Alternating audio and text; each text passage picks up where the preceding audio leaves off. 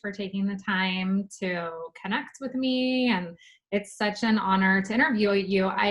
When I was on your podcast, it was like you guys were just starting and it was only you, but now you have a co-partner, right? Mm-hmm. Yeah. A lot has changed in the last year. Yeah. And you were like just starting out and your baby was tiny. And so it's been cool to just like watch your growth, even though I don't know you as well. I feel like I know you, and I get to watch you and watch your business develop. And it's so beautiful to see that. Thank you. Yeah, it's been an insane year. And even in this quarantine time, I feel like it's been like very hyper growth that's happened. And it's the it's just so many people say that is like if they're almost like sitting back and watching that growth happen. Oh, the other left the meeting apparently now. So it's when you're in it, you don't feel like you're doing anything, but then when you hear it through the lens of other people, you're like, oh, I guess maybe I have been growing and evolving all this time. Yeah. And you post, the content that you post and what you guys are offering is so meaningful, and I'll just jump right into my first question because I feel like that was the perfect segue for it. Is now we're in this quarantine, and I think it highlights the loneliness that a lot of mothers experience. But when I was reading the written part of your interview, I was rereading what you had put, and it just struck me like that lonely feeling that so many of us experience in motherhood. And I just wanted to find out more about either your personal experience with that, or even just hearing about like kind of what women are saying within the community. I can share both. So for me, what was really kind of the part of the fuel of Enlightenedhood was just this frustration with these conversations that other women were having with me as an expectant mother, and then within postpartum. It just felt like so much of it was just this shallow conversation, that hi, how are you kind of just turned into, oh, what are you craving? Are you craving anything during your pregnancy? And then after that, after I had my daughter, it turned into, oh, is she eating? Is she sleeping? And there was nothing that went below the surface. And I think that coupled with just the feeling like almost herded cattle in the medical system of like going in when you're pregnant, getting your stomach measured, hearing the heartbeat, okay, bye. And not any of this deeper conversation really left me feeling so out of place, because throughout my pregnancy, I felt like there were already these really huge internal shifts that were happening, and I couldn't understand why no one was acknowledging it. And I couldn't understand why women who had gone through this process, who were on the other side of motherhood, who understood how hard it was, just still would approach with that, oh, is she eating well? Is she sleeping well? And none of that. How are you doing? How are you coping with this huge life change? And so much of that frustration and so much of that loneliness just caused me really to question, why are we not talking about this? Why is this not a conversation that we are having on a regular basis? Because then we get to the other side of postpartum and you're like, am I even doing this right? Because I have no idea who I am, what I'm doing, and now my worth is dependent on if my baby sleeps through the night and if she's eating well. And so I think there needs to be this more important and authentic conversation about the mother's identity and the mother support as a whole. And one thing too that I just felt there was no conversation about postpartum depression, postpartum anxiety. That survey, right, on the clipboard, like, do you feel like you're going to harm yourself? Do you feel really sad all the time? But for me, with my postpartum depression, that wasn't how I experienced it. And to segue into kind of how you asked how other women that I've talked to dealt with it, yeah, it was like we weren't actually prepared for what motherhood was actually like. And as a result, that feeling of it must just be me, because what I'm being asked by other women, what I'm seeing on social media is nothing like my experience. So we're taught that there must be something wrong with us. We're the only ones that are going through that. And that just leads to such a feeling of loneliness and like Mhm. we're in this entire experience alone. So for me, just that, that no one I was going through like one shift of this spiritual awakening. I already had all these mindfulness practices. So I was really trying to approach my pregnancy and going into motherhood from that space. And so I just was so fed up, and that lack of deeper connection just caused me to feel so lonely. And I think I'm not sure the exact technical name for it, of having depression before you give birth, but it's funny, I've been working on a book and I've been going through like all these journal entries I wrote. And one of them that I wrote a month before my daughter was born was, I feel so lonely. And that was it. That was the only thing I wrote. And I just remember that like no one understood what it felt like. No one understood what I was going through. And I'm sure so many people, so many women understood, but because we're not talking about it and because we're not acknowledging it, we're just kind of feel like we're floating alone by ourselves in the ocean. Yes. I mean, I totally relate, and I think I too went through many of those experiences in early motherhood. And even now, as my kids are older, and there's this like preconceived idea out there, very much like once you get through the baby infant stage, that we're just going to be okay and we just have our kids and things are, you know, fine. And to what you said, like we see images on social media or on television or just in the neighbor's house, and we don't really hear the internal process. Yeah. And people don't necessarily feel safe, or they don't want to be as vulnerable in sharing that.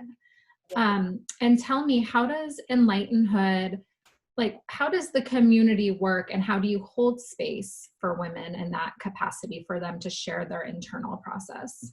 So this has been it has evolved kind of with my own evolution. It started off as a podcast and just me kind of asking other women their experiences with motherhood and how they were incorporating mindfulness and spirituality into motherhood, because I didn't see that type of experience or kind of motherhood narrative anywhere. I just started asking other women.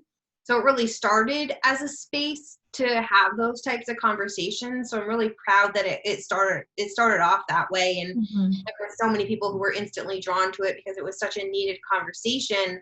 But now we support women a bunch of different ways. But one of them is we have an anthology of motherhood stories. So we Mm. have women from all around the world who, I think we are 5 continents so far. Just sharing what their experiences have been like, their motherhood experiences, kind of that really deep soul level shift that happens in motherhood, how they came across mindfulness, because many of us have hit rock bottom, and mindfulness has kind of been that light that has helped us slowly climb out of Mhm. that hole. And so just hearing those real life experiences and that safe space where there's no judgment and that complete understanding that this is a really multifaceted, really deep experience in parenthood has just really created this beautiful container for people to feel comfortable and feel like they're validated and empowered in their story.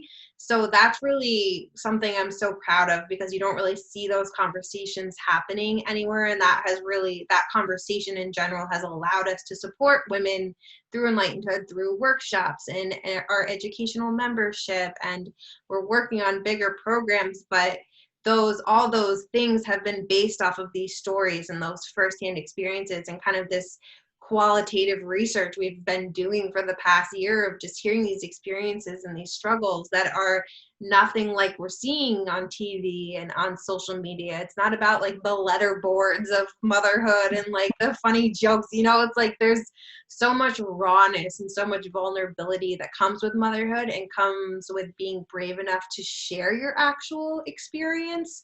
So I think it's just, there is a shift happening. Even with the last year, I've seen that this is kind of becoming the norm where we're talking more about these things, but we still have a long way to go. Yeah, what a beautiful start, and to have that collective and to have it in a space that isn't just plastered all over the internet. It sounds like it's held within the container of your group, uh, Mhm.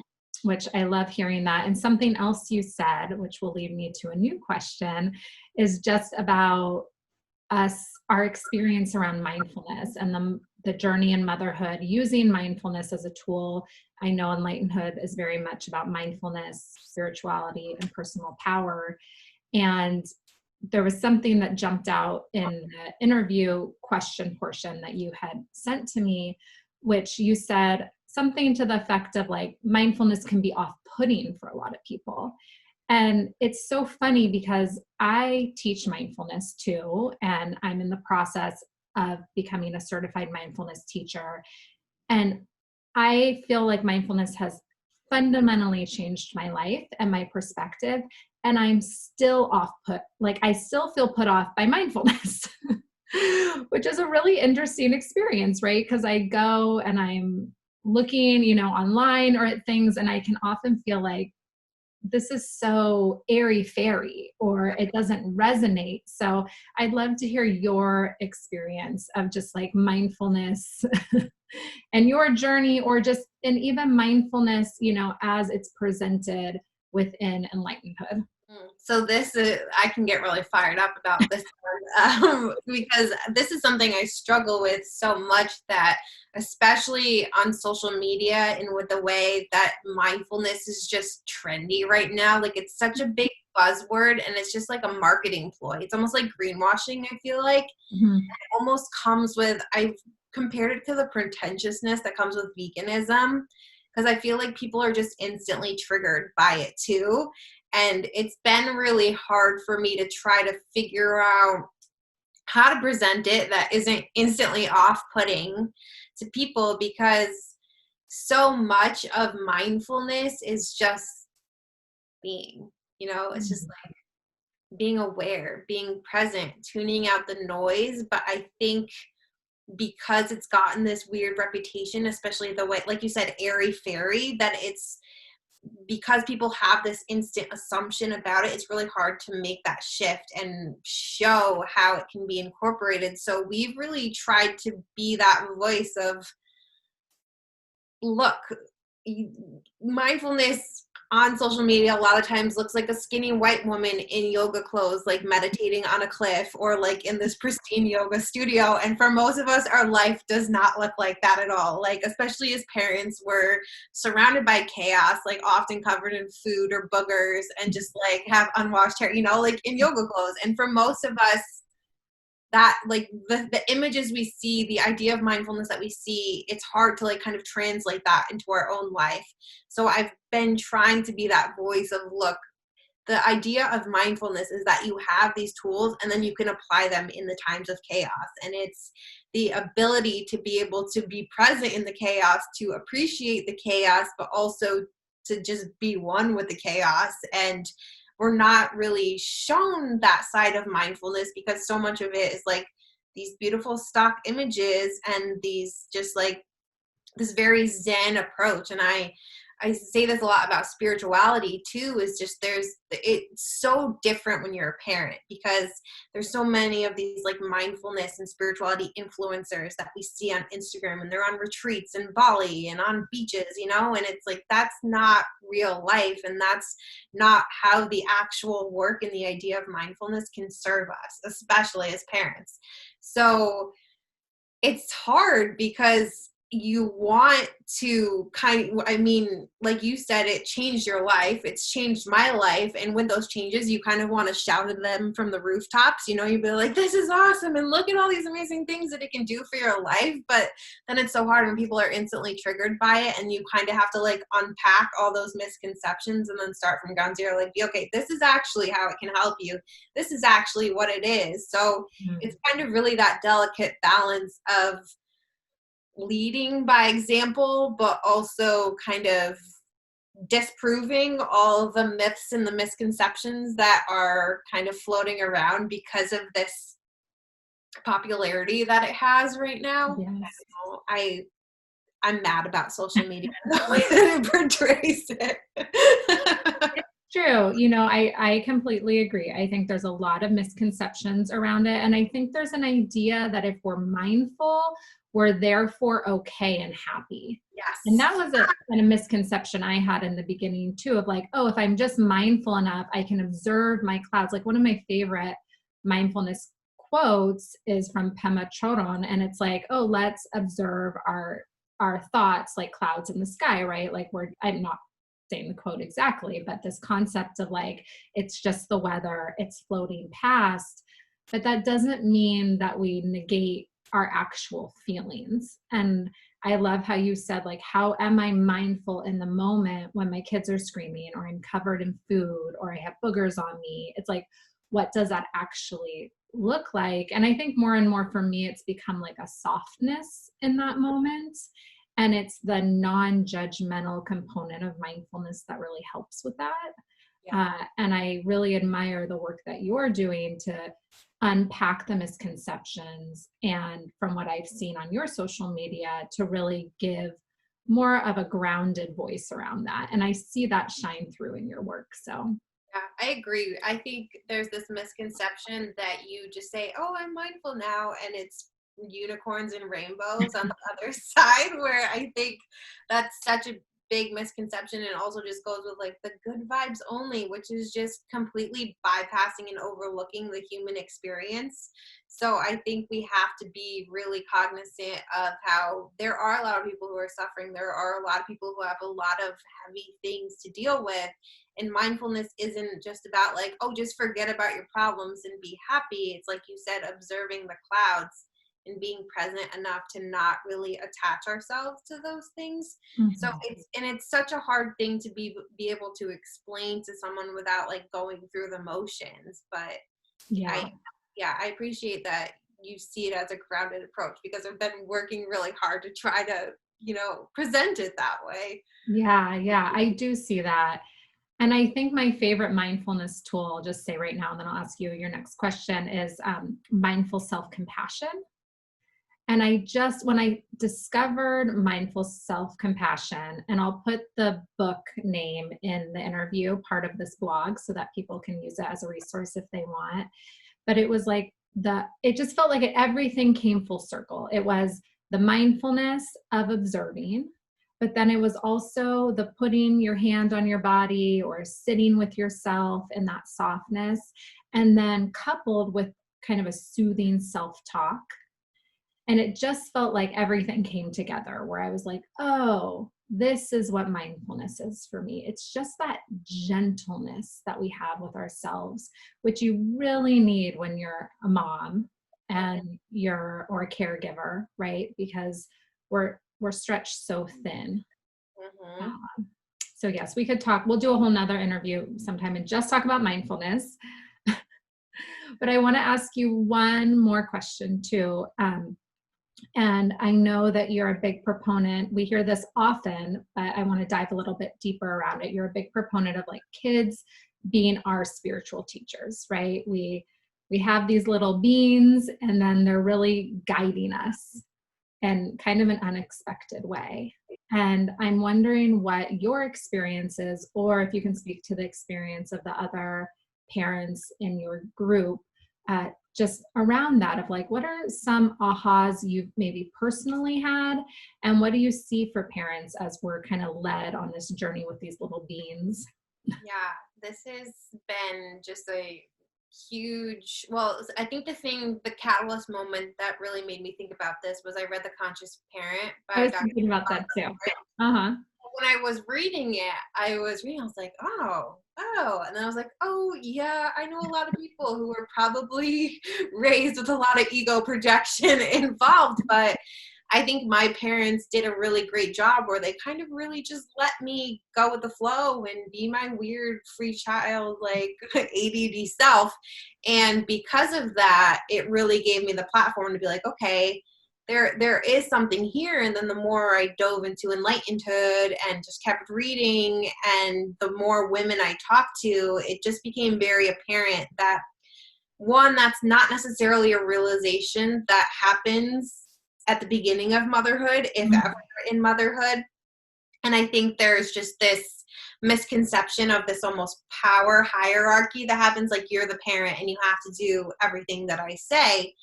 But I think that motherhood in general tends to give us that mirror very quickly to look in and see where our ego is at. And it's almost like our kids are well, we can project onto our kids everything that we did not accomplish in our lifetime, or everything that we wanted to be for ourselves without even realizing it. So I think that kids I believe that they choose us. And if we go with the notion that they chose us, then I think that gives us so much power to know that like we have all these tools to kind of let them be, but then also knowing that they chose us for a reason and can be here to guide us for a reason. So I think letting go of the control and letting go of the expectations and allowing them to show us new ways to guide us just by being them is one of the most important things that we can do as parents. And the more women I do talk to, the more say that it's just the biggest realization was that kids trigger us. Motherhood is so triggering. Like it instantly just shows us what we need to work on, where our deep rooted, like really hard, dark things that we need to work on are. So I think when we can look at our children as their own person. We have a book circle within Enlightenedhood, and we were like fangirling over Michelle Obama last night. And in her book, she was saying how her parents raised adults. They didn't raise kids to be adults, but they were raising adults. So it was very much like this independence and this confidence in them, no matter what age they were. And I think that's very interesting because we kind of, going back to the power hierarchy, we kind of like, you're a kid, and because you're a kid, you don't know better. And I think we don't give the freedom to our kids sometimes, because I think the biggest thing for me that was off-putting too about watching a motherhood narrative, not being a mother, was this weird power struggle, this weird idea that we had to like have all the answers to like guide our children in a certain direction, when I think they very much guide us. And I think allowing that flow and allowing them to shine their light and just be and help us learn those lessons along the way can truly not only shift ourselves and our sense of self and our family dynamics, but also the world, because we're giving these kids these tools to be authentically them and to have confidence in their own wisdom and their own guidance. And then they're not having this rock bottom 30 years later where they have to discover who they are, because they already know, and we're giving them the freedom to do so. So I think appreciating, knowing, having full confidence in their role as our teachers is just something that I feel so passionate about, and so just know that it's truly that just that slight perspective shift that can do so much good for our kids and our families and our communities and just the world. Absolutely.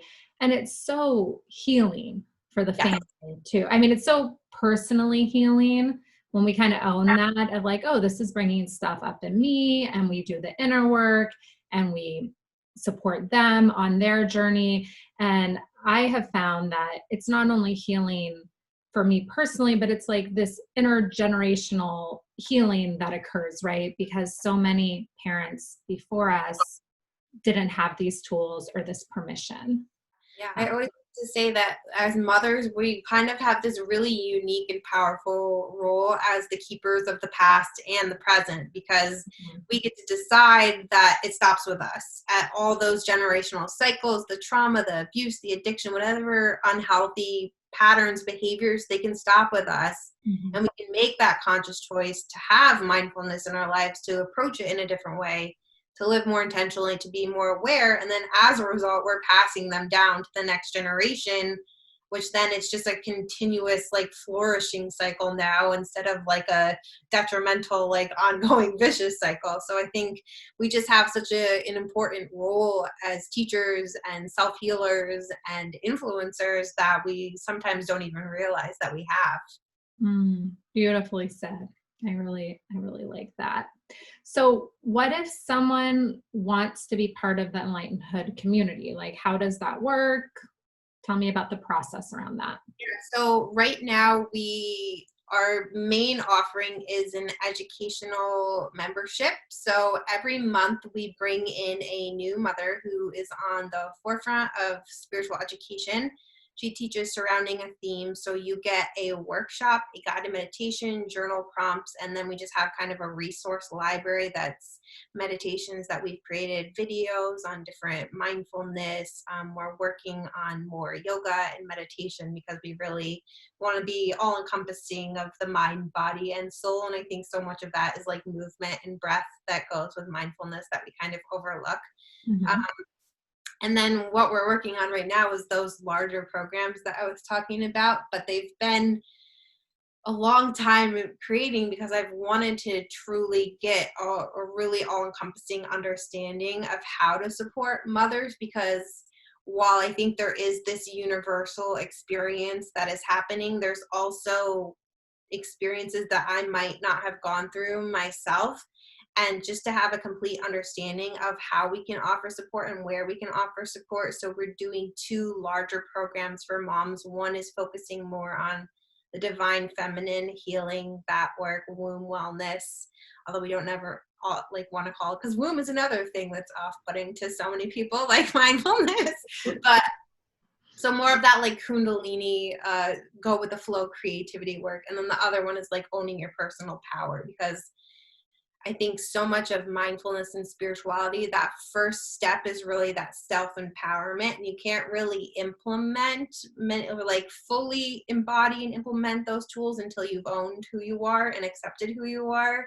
And that's one of the biggest struggles I see with moms, is that idea of, I have no idea who I am. I'm living a life of shoulds. I'm living the life I thought I was supposed to. And how do we reclaim that identity? How do we like dust off the layers of who you truly are? And so we're really diving into that, and I hopefully will be launching those by the summer or early fall. But I'm so excited. I can't wait to see what unfolds. yeah. I will be following and watching and waiting for updates. And this has been so nice. I've learned so much from you. I'm inspired by your work. I'm excited to share it with people. So I just want to thank you for taking the time out of your day to be here. Of It means course. a lot. Thank you for having me. It was so nice to connect again. Yeah, thank you.